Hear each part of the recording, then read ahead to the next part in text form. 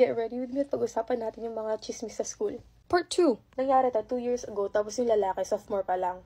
Meron kasi ditong kasabihan na, if the grades don't match, don't touch. Kaya medyo controversial yung parang relationship nila. Sabi ng mga tao, they quote-unquote broke up nung umalis yung babae para sa college. Pero alam niyo ba yung nakinig ko? Yung lalaking yun, he's still meeting her. Yung babae, tinatanong yung lalaking kung kailan ba daw siya available. And I think y'all can infer why the girl keeps messaging him. Yung chismis na to, every year, lagi siya nagre-resurface. Palibhasa, lagi nabalik yung babae. Babae na yung kakapangalawang year niya pa lang sa college, tapos yung lalaki pag-graduate pa lang. Baka kasi si ate walang makita sa university, kaya lagi nabalik dun. Dalawang babaeng ta, sikat sila sa school as the best friends. Like, lagi silang magkasama, laging stories, ganun. Basta lagi silang magkasama. Well, yung isa daw may boyfriend and they broke up recently. Nag-break daw sila kasi sabi daw yung babae nag-cheat dun sa lalaki. You know what the crazy part is? Nalaman lang nung lalaki, gawa nung best friend nung babae. She told him.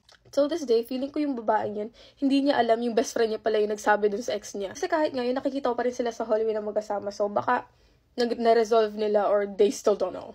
Yung lalaking to, he's known as someone that goes from girl to girl. Where I see this guy sa hallway, lagi ko nakikita iba na yung babae na kasama niya every single week. Pretty much your typical F-boy, diba? Only difference is though yung lalaking to, nagkalat siya ng disease. But till this day, meron pa rin nakikipag-hook up sa kanya and I'm like, I don't know how y'all do it. Like, what's the attractiveness to that? Kasi yung lalaki, hindi pa ganun kagwapo, so I don't see the appeal. Or hindi ko lang talaga type yung lalaki. But hey, that's all.